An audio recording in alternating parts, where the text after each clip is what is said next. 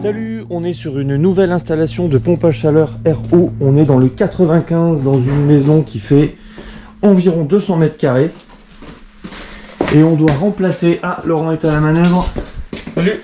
Pour remplacer cette très belle chaudière gaz qui marche très bien, mais que le client a décidé de remplacer par une pompe à chaleur RO. On est sur une Zubadan 14 kW.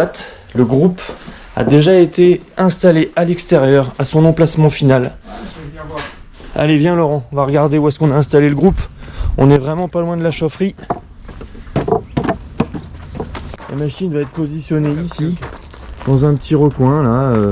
Alors je ne sais pas quelle épaisseur fait le mur. 50 normalement. 45 ou 50. Écoute, on verra ça quand on va carotter. J'installe la Zubadan quand on est en 14 kW. Et uniquement quand on est en 14 kW, puisque en power inverter maintenant elle satisfait le besoin en chauffage jusqu'à -9, donc dans la région c'est largement suffisant.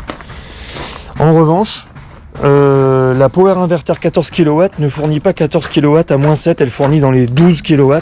Donc quand j'ai besoin de 14 kW, j'installe la Zubadan. Et c'est parti pour la dépose de chaudière, ça va nous prendre un bon moment parce que celle-ci elle a un ballon d'eau chaude, donc va falloir le purger, le vider avant de pouvoir démonter. T'as une évac dans le coin ici?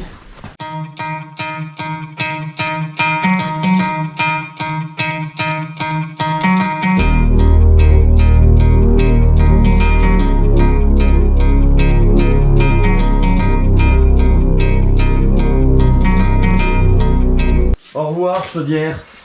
Un morceau de chaudière. Au revoir ballon de la chaudière. Oh là, attention. Là, on va être obligé de la sortir droite, si t'arrives.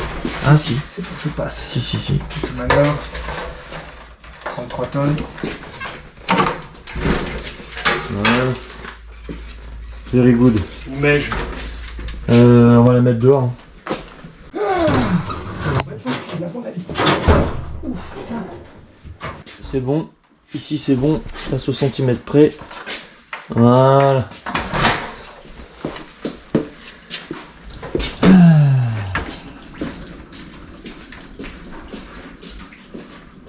Place nette. Donc là maintenant on va regarder comment on s'installe. On vient de positionner les principaux éléments, là, le ballon d'ECS et la bouteille de découplage dans la position dans laquelle il faudrait qu'on les monte parce qu'on n'a vraiment pas beaucoup d'autres options. On va mettre le module hydraulique là-bas, donc on est en train de terminer le bouchonnage de la liaison gaz parce que ça sera beaucoup plus compliqué d'aller braser là-haut une fois qu'on aura mis le module hydraulique. Donc on va quasiment remplir cet espace ici là, plus les tubes qui vont aller rejoindre le primaire là. C'est tight, hein. C'est comme on dit en anglais, c'est serré. Je suis bien là. Ouais, t'es bien.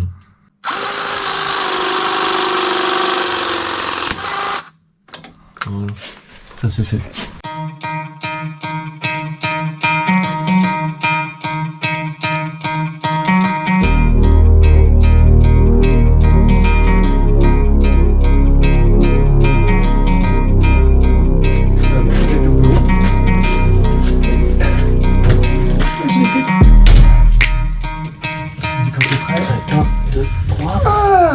Plusieurs fois. J'ai développé avec mon bras gauche. 1, 2. Attends, je mets la jambe dessus. Moi aussi. C'est bon. On va la mettre sur le côté. Voilà. Voilà. Comme ça. Voilà. C'est bon, elle est passée. Hop. Moi je suis bon ici. Alors c'est parfait. 8,5. Je vais au milieu du rail. 11. Ouf. Ah oui, alors là on va y aller. Truc de fou. On va y aller comme des malades. Comme des malades. Comme des fous furieux là. On va mettre 4 écrous. Je pense que avec le disque fibre, on est bavure mieux, enfin ouais, on fait mieux le chauffe. on va remettre le disque fibre. Parce que c'est bien l'expérimentation, les trucs qui marchent c'est mieux. Sachant que quand on met l'écrou avant, ça va bien. Et ensuite, quand tu le défais. Alors, de mémoire. Je regarde donc de De mémoire. Départ, retour. Space Heating. Hein, on est d'accord? Allez, on est bon. Ça corrobore. Alors, si le retour est ici, Bah, le départ est là. alors il va ici. Si le départ est là, alors on va le passer juste au-dessus et on va aller là. D'accord? Donc je préconise de faire d'abord lui là. Ok? Donc on va se mettre là, on met pas de vanne.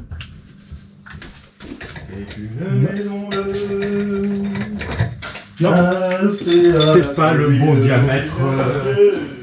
Faut changer le diamètre, c'est trop grand, il faut prendre plus petit. Enfin, sous le machin. Eh ben non, sous le machin. Non.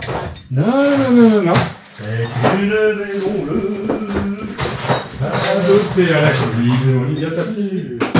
On ne frappe pas, ce qui est là, on a perdu la clé, je crois. Pour ça, faut filasser. Filassé. Assez filassé. Avant fond.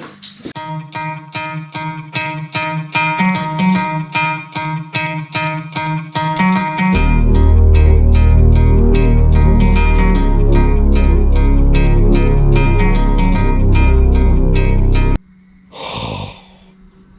28,2. Je l'ai vu ton petit 2 mm. C'est le matin, je resterai poli, ça filme. Alors.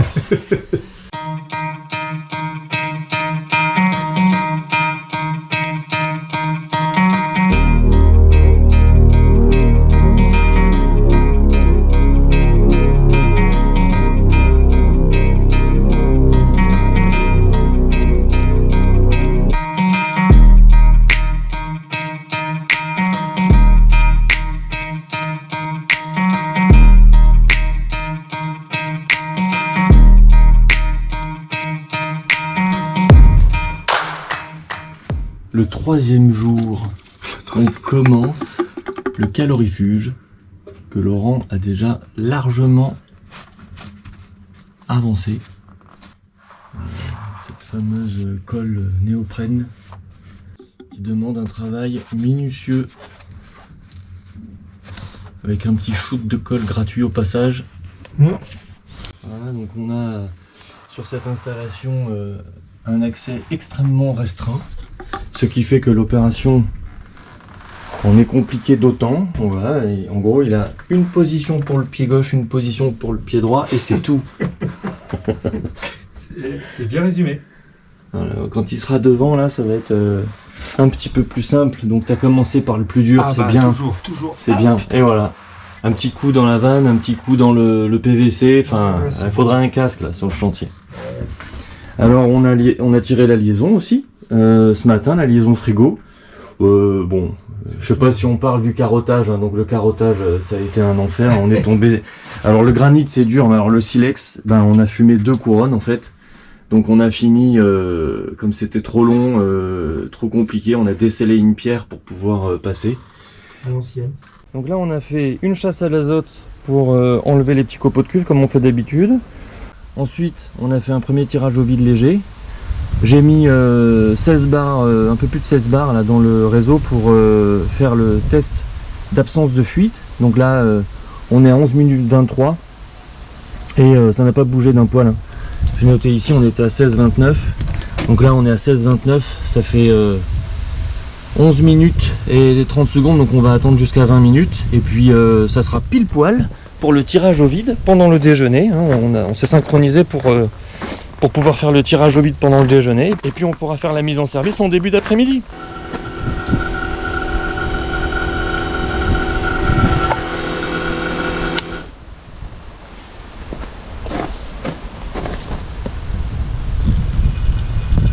Tirage au vide à 40 microns. Il est 14h04.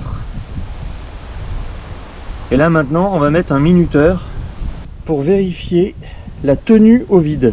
Donc on va mettre 20 minutes et il ne faut pas que ce niveau de vide remonte au-dessus de 200 microns, sans quoi ça veut dire que nous n'aurions pas retiré suffisamment l'humidité. Et là je pense, vu comment ça se comporte, que ça devrait bien se passer. Allez, on se retrouve dans 20 minutes. Alors ça fait, je pense, 30 minutes parce que j'ai pas eu le temps de venir quand ça a sonné. On est remonté à 86 microns en plus de 30 minutes. Et le taux de montée est de 0. Bon, ça c'est un tirage au vide vraiment nickel. Donc on va pouvoir ouvrir les vannes de service ici, là.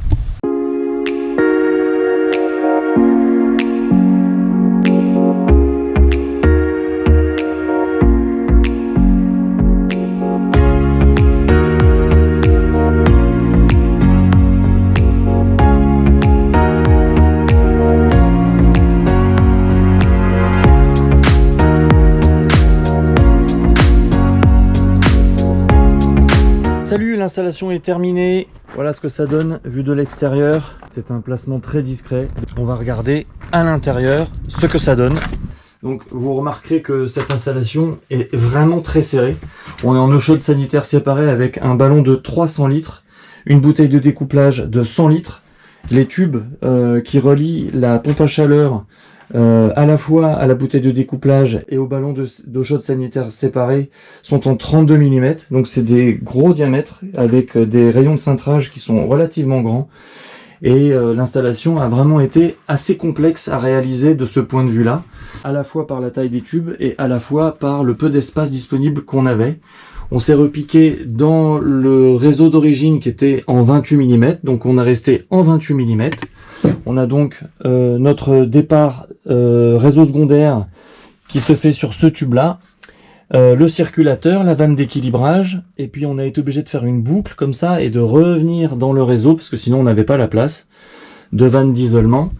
On a réalisé également 2 piquages pour alimenter des nourrices de chauffage qui prennent ce chemin là, et on a logé le vase d'expansion sanitaire dans le petit recoin là-bas, voilà, pour éviter que le groupe de sécurité fuit en permanence. Alors, on est sur une installation avec eau chaude sanitaire séparée, donc on a une vanne directionnelle 3 voies ici, donc la pompe à chaleur alimente par ce piquage-là, et soit on va envoyer l'eau chaude vers le serpentin du ballon d'eau chaude sanitaire, et ça va revenir par ce tube-là, soit on va envoyer vers la boucle chauffage pour alimenter la bouteille de découplage. Alors la particularité de cette vanne 3 voies, c'est que comme on est sur des tubes de 32 mm, on a mis une vanne 3 voies grand débit et on a été obligé de mettre un relais pour la commuter, puisque contrairement à une vanne normale qui a un ressort de rappel, eh bien celle-ci a nécessité d'être alimentée pour l'amener dans une direction ou dans une autre direction. Donc on a dû faire un montage électrique un petit peu spécifique. Cette vidéo est terminée, j'espère que ça vous a plu, j'espère que vous avez appris des choses, vous pouvez poster des commentaires, vous pouvez poser des questions. Je remercie Laurent qui m'a accompagné sur cette installation et qui a fait un super boulot. Je vous dis à bientôt pour une prochaine vidéo. Salut!